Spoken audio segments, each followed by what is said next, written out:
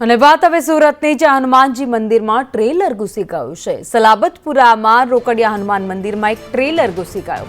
Trailer અથડાતા ભારે મંદિરમાં નુકસાન થયું છે। સદનસીબે ઘટનામાં કોઈ જ જાનહાનિ નથી થઈ।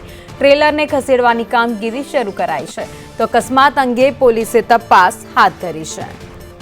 વધુ અપડેટ સાથે સંવાદદાતા જયેન્દ્ર પાંડે અમારી સાથે જોડાઈ ગયા છે।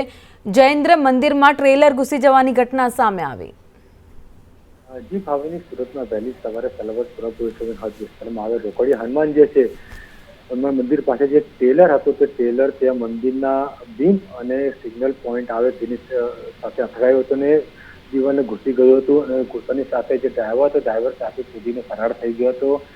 સમગ્ર જે મામલો સામે આવતા લોકોના થોડા એકઠા થઈ ગયા હતા સવારે, કારણ કે આજે મંદિર હોય છે મંદિરમાં સવારે લોકો આવતા હોય છે, પરંતુ લોકોના જીવ બચી ગયા હતા। સમગ્ર મામલે જાણ કરતા ટ્રાફિક પોલીસ અને સ્થાનિક પોલીસ પણ ત્યાં આવી પહોંચી હતી। હાલ તો જે ટ્રેલર છે ટ્રેલરને પોલીસે ખસાડી રસ્તો સાફ કર્યો છે। ત્યારે કહી શકાય છે જે ડ્રાઈવર છે ડ્રાઈવરને હાલ પોલીસે ટ્રેલર નંબરના આધારે તપાસ શરૂ કરી છે, કારણ કે ડ્રાઈવર જે છે તે અકસ્માત કરવાની સાથે ત્યાંથી ઉતરીને ફરાર થઈ ગયો। તો સમગ્ર બાબતે ડ્રાઈવર નશામાં હોય કે ન હોય કહી શકાય મુશ્કેલ છે। હાલ સમગ્ર બાબતે પોલીસ ડ્રાઈવરની અટકાયત કરશે ત્યારે જ ખ્યાલ આવી શકશે શું ડ્રાઈવર નશામાં હતો કે કઈ રીતે અકસ્માત થયો। સમગ્ર બાબતે પોલીસે તપાસ શરૂ કરી છે। આભાર માહિતી માટે।